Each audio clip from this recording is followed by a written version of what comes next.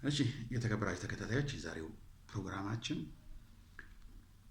አሜሪካ ያላትን አቅም እንዴት ነው፣ እስካሁን ያካሄደችው ጦርነት ምን ይመስላል እና ያላት የጦር መሳሪያ ክምችት ምን ያህል ነው የሚለው እሱን በዝርዝር ካሁን በኋላስ አሜሪካ ከሌላ ሀገር የማዋጋት አቅም አላት ወይ? አቅሟስ እንዴት ነው? ወዴት ነው የምትሄደው? የሚሉትን በዝርዝር ወደ እናንተ አደርስላችኋለሁ። በመጀመሪያ የተወሰኑ ጥያቄዎች አሉ። እነሱን ጥያቄዎችን ጠይቄ መልሶቹን ለእናንተ ተዋለሁ ማለት ነው። በመቀጠል ደግሞ ወደ ዝርዝሮቹ እንገባለን። የመጀመሪያው ጥያቄዎች ነው። ከጥያቄዎች በፊት ይህን ቻናላችን ሼር፣ ላይክ፣ ሰብስክራይብ አድርጉት። ወደ ጥያቄው እንገባለን። አስባችሁ ታውቃላችሁ? አሜሪካ ከዚህ ጦርነት በፊት ከኢራን ጋር ሁለት ጊዜ ነው ያደረገችው። ከሁለቱ ጦርነት በፊት አሜሪካ እጅ ትሰጣለች፣ ትሸነፋለች ብላችሁ ታስባችሁ ታውቃላችሁ? ይህ አንደኛ ጥያቄ ነው።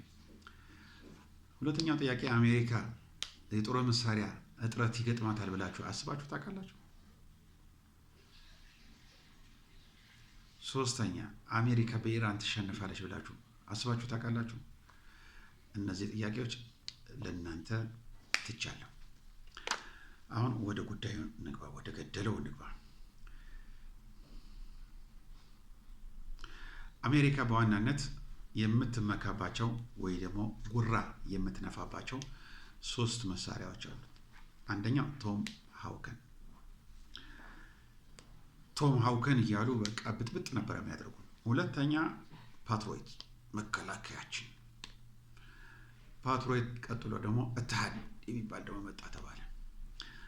ወፍ አያልፍም ምን አያልፍም እያሉ ጉራቸውን ሲነፉበት የነበረ መሳሪያዎች ናቸው። የእነዚህ ሶስት መሳሪያ የሚያመሳሰላቸው አንድ ነገር አለ። ጥይቶቻቸው በጣም ውድ ናቸው። አንዱ ብቻ $4 ሚሊዮን ነው የሚፈጀው። ስለዚህ አንድ ሲተኩሱ $4 ሚሊዮን ሰማይ ላይ እንደበተኑ ቁጠሩ። ሶስቱ በአንድ ላይ ሲጠቀሙ 12 ሚሊዮን ነው አየር ላይ የሚባክነው ማለት ነው። ስለዚህ አሁን ቶም ሃውከንን በተመለከተ እሱን በዝርዝር አቀርብላችሁ። አሜሪካ ቶም ሃውከን 322 ነው የነበራት ጥይቶች ተተኳሾቹ 322። እነኚህ 322 በ5 ዓመት ውስጥ ነው የገዛችው። በ5 ዓመት ውስጥ ነው የሰበሰበችው። በአንድ ዓመት 100 ቶም ሃውከን ነው የምታመርተው በአንድ ዓመት። ስለዚህ እነዚህ የተመረቱት 3 ዓመት ከ20 ቀን የተመረቱ 5 ዓመት ከ20 ቀን የተመረቱ ነው። 3 ዓመት ከ20 ቀን የተመረቱ ናቸው። 3 ዓመት ከ20 ቀን የተመረተ ምርት ነው አሜሪካ በ5 ዓመት ውስጥ የገዛቸው ማለት ነው። ስለዚህ አንደኛ ዋጋ ውድ ነው፣ ሁለተኛ ለማምረቱ ጊዜ ይወስዳል። በአመት 100 ብቻ ነው የምታመርተው።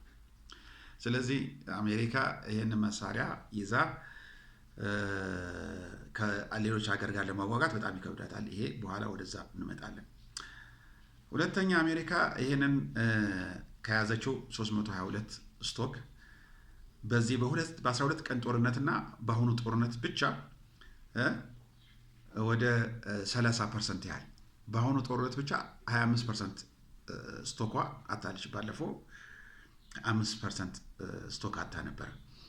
ጠቅላላ 30% አታዋለች ማለት ነው። የጸረ አየር መሳሪያ ወይ ደግሞ ጠባቂያችን ብሎ የሚያምኑት ፓትሮይት እና እትሃድ ተብሎ የሚጠሩት ደግሞ እነዚህ ፓትሮይት 8 ነው ያላት አሜሪካ። ከ8ቱ አንዱ ተመቶ 7 ነው ያላት። የዚህ ፓትሮይት ዋጋ 12 ሚሊዮን ነው። ጥይቱ 4 ሚሊዮን ነው። ስለዚህ እነዚህ ጦር መሳሪያዎች በኢራን ጦርነት ውስጥ 30%ን አታለች። አሁን ጦርነቱ ለአንድ ወር ቀጥሎ ቢሆን ኖሮ ምንም አይነት ጥይት አይገኝም። አሜሪካ ታዲያ በጣም እጅግ በጣም የምትኮራባቸውና የምትመካባቸው እነዚህ 3 መሳሪያዎች በከፍተኛ ደረጃ እጥረት አለባት። ለዚህ ነው ጦርነቱን ማድረግ የማትፈልገው፣ ጦርነቱ በሆነ መንገድ እንዲቆም የምትፈልገው። ኢራን ደግሞ ጦርነቱን ማራዘም ትፈልጋለች። ምክንያቱም ያላትን ስቶክ እንድትጨርስ አቅሟ ተማጦ እጇን እንድትሰጥ ትፈልጋለች። ለዚህ ነው ኢራን ዛሬ እንስማማለን ችግር የለውም ይሄ ይደረግ ትላለች፣ አሜሪካ ትላለች። የሄዳ ደግሞ አይ እንደዚህ አይቻልም ትላቸዋለች። አሜሪካ ሄዳ አንድ ቦምብ ትጥልና ትመጣለች። ቦምቡን የምጥለው ደግሞ የት ነው? የኢራን ድንበር ነው እንጂ ወደ ውስጥ መግባት አትችልም። በጀቶቿ ወደ ውስጥ መግባት አትችልም። ቶም ሃከን መጠቀም አትችልም። ችግር ነው የገጠማት።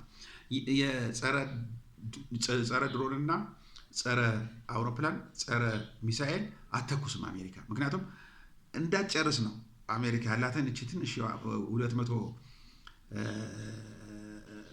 ጥይት ከጨረሰችው በቃ አለቀላት። እሷ አሁን 200 የሚከላከላት ነው። እስኪ እኔ ሩሲያ የአውሮፓ ሀገሮች የሚያመርቱትን በአመት የሚያመርቱትን የአውሮፓ ሀገሮች ነው እያልኳቸው ያሉት በአንድ ወር ነው ሩሲያ የምታመርተው።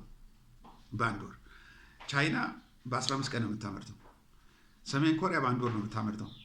ስለዚህ ከነ ቻይና እና ሩሲያ፣ ሰሜን ኮሪያ፣ ኢራን ጋር አሜሪካ በፍጹም ልትወዳደር አትችልም። አቅም የላትም። ይሄ ጦርነት ምንድን ነው ያሳየን ተብሎ ከተገመተ ደግሞ የአሜሪካ ባዶ ጉራ ብቻ ነው የታየው። ባዶ ጉራ ብቻ ነው የታየው። ስለዚህ ይሄ ባዶ ጉራ እንዲጋለጥ አድርገዋል ኢራኖች።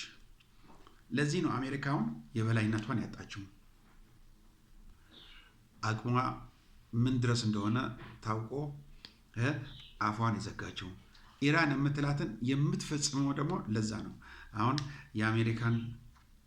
የኢራንን ኳስ ተጫዋቾች ቪዛ አልከለከልንም ፈቅደናል አለ ዋይት ሃውስ። የአሜሪካ የፕሬዝዳንት ጽህፈት ቤት እኮ ነው የሚገልጽ ያለው ይሄንን።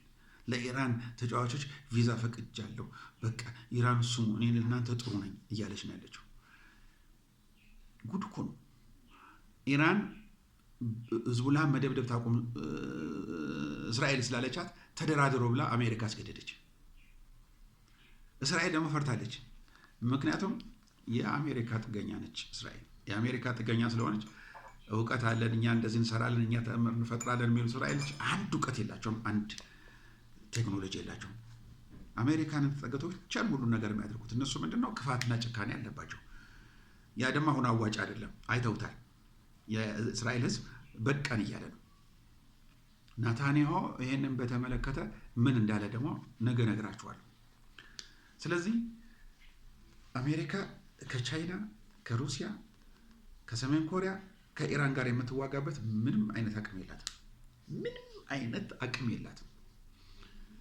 ለዚህ ነው አሜሪካኖች አሁን የኮንግረስ አባላቶች ፕሬዚዳንቱን ወደ ኢራን እንዳይተኩስ ጦርነት እንዳይከፍት ከልክለውታል። አቤት አቤት አቤት ድራማ ከለከሉት።